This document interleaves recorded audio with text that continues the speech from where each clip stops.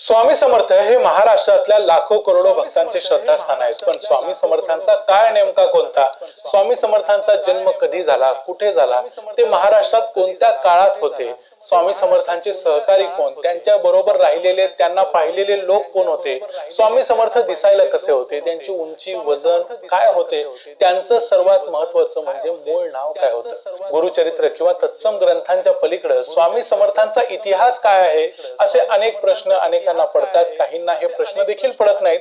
पण आजच्या या व्हिडिओमध्ये मी तुम्हाला स्वामी समर्थांची संपूर्ण स्टोरी, संपूर्ण इतिहास सांगणार आहे। त्यांच्या जन्मापासून म्हणजे प्रकट होण्यापासून त्यांच्या महासमाधीपर्यंत, त्यांना भेटलेले लोक, त्यांनी त्यांचे काढलेले कॅमेराने काढलेले फोटो, त्यांचे भक्त, त्यांचे इंग्रजांच्या बरोबर कधी कधी आलेले संबंध, या सगळ्या गोष्टींची चर्चा आपण आजच्या या व्हिडिओमध्ये करणार आहोत। व्हिडिओ थोडासा मोठा होईल, पण तुम्हाला कधीही ऐकायला न मिळालेली सगळी माहिती या व्हिडिओमध्ये तुम्हाला मिळेल, त्यामुळे शेवटपर्यंत राहा आणि काहीही मिस करू नका। त्यांच्या जन्माबद्दलची एक सर्वात प्रसिद्ध कथा आहे, ज्यामध्ये सांगितलं जातं की इसवी सन 1459 साली श्री नृसिंह सरस्वती श्रीशैलम जवळच्या कर्दळी वनात अदृश्य झाले आणि 350 वर्षानंतर त्याच कर्दळी वनात एका लाकूड तोड्याची कुऱ्हाड एका वारुळावर पडली, त्यातून रक्त आलं आणि त्यातून बाहेर आले स्वामी समर्थ। तो घाव त्यांच्या मांडीवर झाला होता।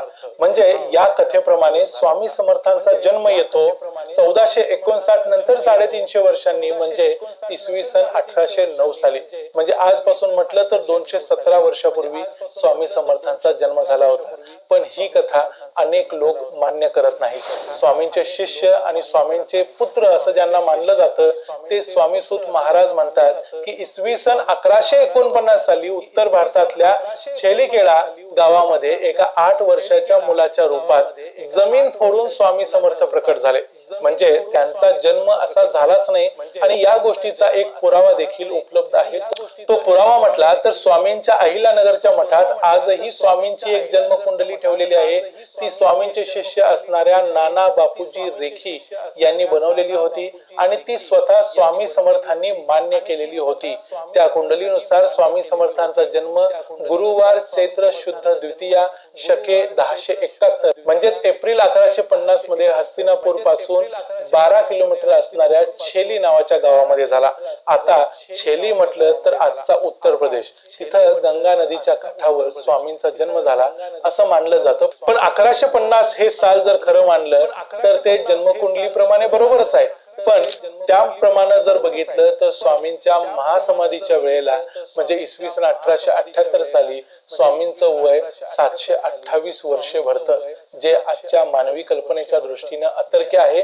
पण जे आपल्या समोर आहे ते मी तुमच्या समोर ठेवतोय, बाकी जो तो आपल्या श्रद्धेचा प्रश्न आहे। आणि याच कुंडलीप्रमाणे आज देखील स्वामींचा प्रकट दिन साजरा केला जातो। पुण्याचे कारवे नावाचे एक ब्राह्मण जेव्हा अक्कलकोटला स्वामी समर्थांना भेटले त्यावेळी त्यांनी स्वामींना काही प्रश्न विचारले, तुम्ही नेमके आहे तरी कोण? त्यावेळी स्वामींनी त्यांना उत्तर दिलं होतं, मी यजुर्वेदी ब्राह्मण आहे आणि माझं नाव आहे नृसिंह भान, माझं गोत्र आहे कश्यप आणि माझी रास मीन आहे, माझे पूर्वज वटवृक्ष आहेत आणि माझी नगरी आहे दत्तनगर। आता पुन्हा विचारशील तर खेटराचा मार बसेल असेही स्वामी पुढे म्हणाले होते। आता माझे पूर्वज वटवृक्ष आहेत आणि नगरी म्हणजे दत्तनगर, या दोन्ही गोष्टीतून स्वामींच्या पूर्वजांचा काहीच अंदाज लागत नाही। पण स्वामी स्वतः सांगतात की त्यांचे नाव नृसिंह भान होते आणि ते यजुर्वेदी ब्राह्मण होते, त्यांचे गोत्र कश्यप होते। नंतर स्वामींनी काही इंग्रज अधिकाऱ्यांना आणि काही पारशी व्यापाऱ्यांची ज्या ज्या वेळेला भेट घेतली त्यावेळी स्वामींनी आपले नाव नृसिंह भान होते असेच अनेकांना सांगितल्याचे लिहून ठेवलेले आहे। स्वामी समर्थांनी स्वतःच अनेक वेळा सांगितलं होतं की मी कर्दळी वनापासून बंगालमध्ये गेलो, तिथं कालीमातेचं दर्शन घेतलं, नंतर गंगोत्री, यमुनोत्री, उत्तर भारतातली काशी, प्रयाग अशी अनेक तीर्थक्षेत्र पाहिली आणि त्यानंतर मी हैदराबाद मध्ये, आजचा हैदराबाद, तिथं जाऊन राहिलो। त्यानंतर इसवी सन 1838 साली मराठवाड्यातल्या राजूर नावाच्या गावात पहिल्यांदा महाराष्ट्रात स्वामी समर्थ अवतरले। तिथं स्वामी समर्थ 1838 साली आले आणि बघा 1838 साली तिथं आले आणि पुढे जवळजवळ 1856 पर्यंत स्वामी समर्थांचा वास्तव्य जे आहे ते महाराष्ट्रात आणि कर्नाटकात असं राहिलेलं आहे। पण तरीही अक्कलकोट मध्ये ते आलेले नव्हते। तिथं स्वामी समर्थांनी राजूर मध्ये एक मठ स्थापन केला आणि पुढे ते पंढरपूरला गेले। पंढरपूर पंढरपूर मधून पुढे ते कर्नाटक मधल्या उडपी मध्ये गेले, तिथं जाऊन काही काळ राहिले आणि त्यानंतर पुन्हा ते महाराष्ट्रात मंगळवेढ्यामध्ये येऊन राहिले, जिथं ते पुढे जवळजवळ 12 वर्ष राहिले. सोलापूर जिल्ह्यातल्या या एका छोट्याशा ठाण्यात स्वामी समर्थ 12 वर्षे एकूण राहिले. पण तिथे ते इतके प्रसिद्धी पावलेले नव्हते. तिथले लोक त्यांना चंचल भारती किंवा दिगंबर स्वामी या नावाने हाक मारत असत. मंगळवेढ्यातच त्यांना बसप्पा तेली नावाचा एक अत्यंत गरीब भक्त भेटला, जो पुढे त्यांचा कायमचा शिष्य झाला. त्यांच्या मंगळवेढ्याच्या मुक्कामातच स्वामी समर्थ कर्नाटकातल्या माणिकनगर येथे गेले. तिथे माणिक प्रभू नावाचे एक संत होते, ज्यांचा काळ 1817 ते 1865 दरम्यानचा होता. या माणिक प्रभूंच्या चरित्रामध्ये एक स्पष्ट नोंद आहे की स्वामी समर्थ माणिकनगर मध्ये 6 महिने राहिले होते. माणिक प्रभू आणि स्वामी समर्थ दोघेही औदुंबराच्या झाडाखाली बसून आध्यात्मिक चर्चा करत असत. स्वामींनी माणिक प्रभूंना आपला भाऊ मानलं होतं. माणिक प्रभूंना देखील दत्तात्रयाचा अवतार कर्नाटकात मानलं जातं. कर्नाटकातल्या लोकांची ही श्रद्धा आहे. ही भेट साधारण 1845 ते 1855 या दरम्यान झाली असावी. 1856 साली स्वामींनी मंगळवेढा सोडलं ते कायमच. 6 एप्रिल 1856 या दिवशी रविवार चैत्र शुद्ध द्वितीयाला स्वामी समर्थांनी अक्कलकोट शहरामध्ये प्रवेश केला. जर तुम्ही वर नाना रेखींनी काढलेली जन्मकुंडली बघितली तर हाच दिवस स्वामींचा जन्मदिवस देखील आहे किंवा प्रकट दिवस देखील आहे. म्हणून स्वामी समर्थ ज्या दिवशी अक्कलकोट मध्ये आले त्या दिवसालाच एक प्रकारे प्रकट दिन असं मानलं जातं. खरं तर तो त्यांचा ऍक्च्युअली पृथ्वीवर अवतरित झाल्याचा दिवस देखील मानला जातो. पहिले 3-4 दिवस ते गावच्या वेशीजवळ खंडोबाच्या मंदिरामध्ये राहिले. तिथंच त्यांनी मुक्काम केला. अक्कलकोट हे तेव्हा एक संस्थान होतं, हे तुम्हाला माहिती असेल. छत्रपती संभाजी महाराजांचे पुत्र युवराज शाहू महाराजांनी अक्कलकोटचं संस्थान हे त्यांचे मानलेले पुत्र असलेल्या फत्तेसिंग भोसले यांना दिलेलं होतं. यांच्याच घराण्याची सत्ता पुढे अनेक वर्ष अक्कलकोट मध्ये राहिली होती. स्वामी जेव्हा सुरुवातीच्या काळात खंडोबाच्या मंदिरात राहत होते त्यावेळेला तिथल्या एका घोडेस्वाराने, म्हणजे जो अक्कलकोटच्या संस्थानामध्ये काम करत होता, त्यानं गंमत करावी म्हणून स्वामींना एक मोकळी चिलीम दिली आणि म्हटलं की ही चिलीम ओढा.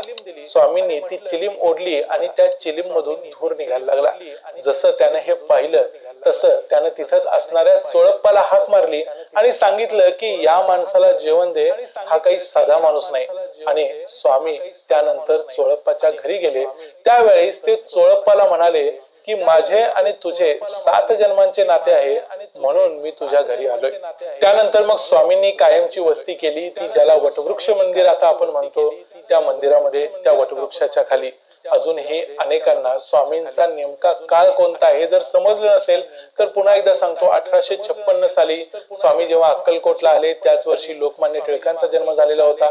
गोपाळ गणेश आगरकरांचा जन्म झालेला होता. 1857 ला एक महत्वाची क्रांती भारतात घडलेली होती, ती म्हणजे ब्रिटिशांच्या विरोधात पहिलं स्वातंत्र्य समर घडून आलं. भारतीयांनी आपल्या हातात शस्त्र घेतलं आणि ब्रिटिशांचा पराभव करण्याचा प्रयत्न केला, जो फसला होता. हा सगळा काळ स्वामींचा अक्कलकोट मधला वास्तव्याचा काळ आहे. आणि याच काळात मग स्वामींचा महिमा आणि त्यांची कीर्ती अक्कलकोट मध्ये आणि अक्कलकोटच्या बाहेर देखील सर्वदूर पसरली.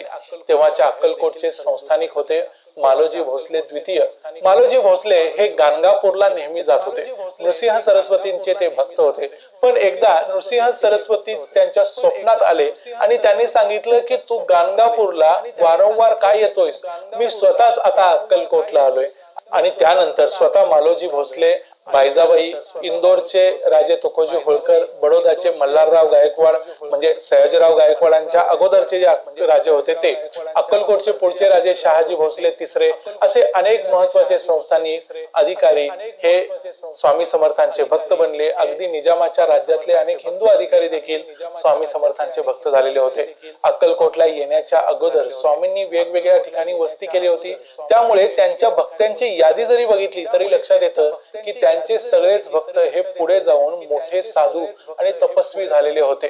त्यापैकी काही साधी नावं सांगायची तर शेगावचे गजानन महाराज, शिर्डीचे साईबाबा, पुण्याचे शंकर महाराज, पुण्याचे जंगली महाराज अशी काही नावं सांगता येतील. स्वामींचे असे महत्वाचे असे महाराष्ट्रातले 28 भक्त आहेत आणि हे 28च्या 28 भक्त हे त्या भागातले मोठे संत महंत आहेत.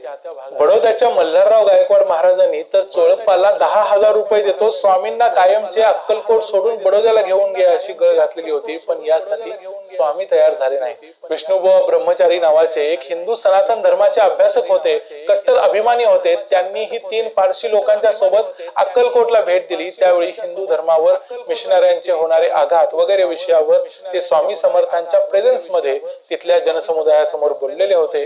पण ब्राह्मण धर्म आणि इतर अनेक गोष्टींच्या बरोबर त्यांनी जेव्हा स्वामी समर्थांच्या बरोबर चर्चा करायचा प्रयत्न केला त्यावेळी स्वामी काहीही बोलले नाही. अनेक वेळा ते पूर्णपणे मौन धारण करत असत. त्यामुळे विष्णुबुवांचा असा गैरसमज झाला की स्वामी फक्त चमत्काराच्या जोरावर महान ठरलेले आहेत, त्यांचा इतका अभ्यास असा वेदांचा वगैरे नाही. पण त्याच दिवशी रात्री स्वप्नात हजारो विंचवांनी त्यांना घेरलेलं होतं आणि ते एकदम ओरडतच जागे झाले. त्यांना वाटलं की आपण मेलोच. आणि त्यानंतर मग त्यांना ही गोष्ट लक्षात आली की स्वामी समर्थ हे जाणून बुजून बोलले नव्हते. आणि मग त्यांनी हे मान्य केलं की स्वामी समर्थ हे एक असाधारण व्यक्ती आहेत. इसवी सन 1857 साली संपूर्ण देशात एक बंड पेटलेलं होतं. या काळात स्वामी समर्थ हे नुकतेच अक्कलकोट मध्ये आलेले होते. पण या बंडातून भारतीयांच्या हाती काही पडणार नाही, त्यासाठी अजून वेळ आलेली नाही असंच स्वामींनी सांगितल्याचे दाखले दिले जातात. पण त्यांच्या अक्कलकोटच्या निवासामध्ये स्वामी समर्थांची कीर्ती ही संपूर्ण महाराष्ट्रभर पसरली होती आणि त्याची दखल ब्रिटिश सरकारला देखील घ्यावी लागली. मुंबईतल्या ब्रिटिश सरकारने अक्कलकोटच्या राजाला आदेश दिला होता की स्वामी समर्थांची नीट काळजी घ्या. 1865 सालीच एका ब्रिटिश व्यक्तीने म्हणजे जॉर्ज ईस्टमन यानं कोडॅकच्या कॅमेऱ्याचा शोध लावला होता. त्यामुळे या कॅमेऱ्याचा प्रचार करण्यासाठी प्रसार करण्यासाठी भारतातल्या अनेक साधू संतांचे फोटो काढावेत, जेणेकरून हा कॅमेरा आणि या उपकरणाचाच प्रचार होईल. म्हणून ब्रिटिशांनी ठरवलं की स्वामींचे फोटो काढायचे आणि त्यासाठी युरोपातून एक फोटोग्राफर अक्कलकोटला खास स्वामी समर्थांचे फोटो काढण्यासाठी आला. स्वामी समर्थ आपल्या भक्तांशी बोलत असताना त्यानं कोणतीही स्वामींची परवानगी न घेता गुपचूप स्वामींचा फोटो काढला. जेव्हा तो फोटो डेव्हलप केला तेव्हा तो त्याला वेगळाच दिसायला लागला. त्यानं प्रत्येक व्यक्तीला जाऊन तो फोटो दाखवायचा प्रयत्न केला.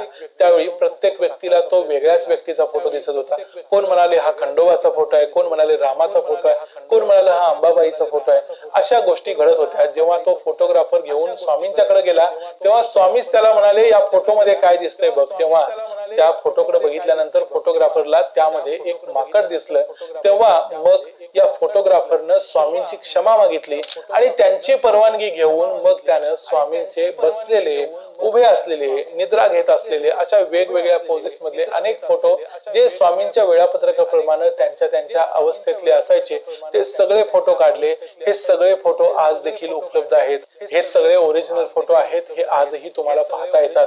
पुढे स्वामींच्या समाधीनंतर थिओसॉफिकल सोसायटीच्या डॉक्टर ॲनी बेझंट यांनी कर्नल S.H. ऑलकॉट यांना अक्कलकोटला पाठवलं. ते 6 महिने अक्कलकोट मध्ये राहिले आणि त्यांनी 7 स्टेजेस ऑफ मॅन नावाचे एक पुस्तक लिहिलं, ज्यामध्ये स्वामींचे हे सगळे मूळ कोडॅक कॅमेराने काढलेले सगळे फोटो छापलेले आहेत, जे तुम्हाला आम्ही स्क्रीनवरती दाखवतोय. मग स्वामी दिसायचे कसे असा एक प्रश्न अनेकांना पडत राहतो. तर या फोटोमध्ये तुम्ही बघू शकता की ते अत्यंत उंच होते. काही ठिकाणी त्यांची उंची 6 फुटापेक्षा जास्त, तर काही ठिकाणी अगदी 7 फुटापर्यंत सांगितलेली आहे. त्यांचा वर्ण गोरा होता, नाक सरळ होते, कान लांब होते, छाती भरदार होती. त्यांचं वर्णन अजानबाहू असं केलेलं आहे, म्हणजे ज्यांचे हात खूप लांब होते असे अजानबाहू होते. आणि त्यांच्या काही फोटोमध्ये हे स्पष्ट दिसतंय की त्यांचे हात अगदी गुडघ्याच्या खालीपर्यंत सहज उभारल्यानंतर देखील दिसतात. इथे तुम्हाला आणखी एक स्वामींची इंटरेस्टिंग गोष्ट सांगतो. काहींना ती चमत्कार वाटते, काहींना आणखी काही वाटतं, पण ती एक फॅक्ट आहे. ज्यांना कोणाला वारस नसेल त्यांची संस्थानं खालसा करायचं धोरण ब्रिटिशांनी आखलेलं होतं, हे आपण इतिहासात शिकलोय. अक्कलकोट हे असं संस्थान होतं जिथं शहाजी राजे दुसरे राज्य करत होते. त्यांचा मृत्यू झाला 1866 ला आणि त्यानंतर त्यांच्या जागी मालोजी राजे दुसरे गादीवर आले. पण या मालोजींच्या काळात भ्रष्टाचार बोकाळलेला होता. दाजीबा भोसले नावाचा एक अत्यंत भ्रष्ट असा त्यांचा अधिकारी होता, ज्याला इंग्रजांनी अटक केली होती कारण तो तिथल्या अक्कलकोटच्या जनतेला त्रास देत होता. पण मालोजी भोसले यांचा तो खास होता, त्यामुळे ब्रिटिशांनी अटक केलेल्या या माणसाला देखील मालोजी भोसले यांनी स्वतः जामीन दिला आणि त्याला सोडवून परत आणले. ही गोष्ट अक्कलकोट मध्येच राहणाऱ्या स्वामी समर्थांना अजिबात रुचली नाही. त्यांना माहिती होतं की मालोजी भोसलेंनी ही केलेली चूक आहे आणि हा दाजीबा हा अत्यंत वाईट माणूस आहे. त्यांनी बर्जोजी नावाच्या अक्कलकोट संस्थानच्या न्यायाधीशाला स्पष्ट सांगितलं होतं की तुमचं राज्य आता टिकत नाही आणि 1866 साली राज्य व्यवस्थित चालवलं नाही म्हणून ब्रिटिशांनी अक्कलकोट संस्थान खालसा केलं, मिसरूल असं त्याला कारण दिलं, म्हणजे व्यवस्थित राज्य चालवलं नाही. मालोजी भोसले यांना आणि त्यांच्या संपूर्ण परिवारालाच त्यांची चूक लक्षात आली. त्यांनी स्वामींचे पाय धरले. पुढे त्यांनी हीच अपेक्षा केली की स्वामींच्या चमत्काराने का होईना आम्हाला आमचं राज्य आमच्या घराण्याला परत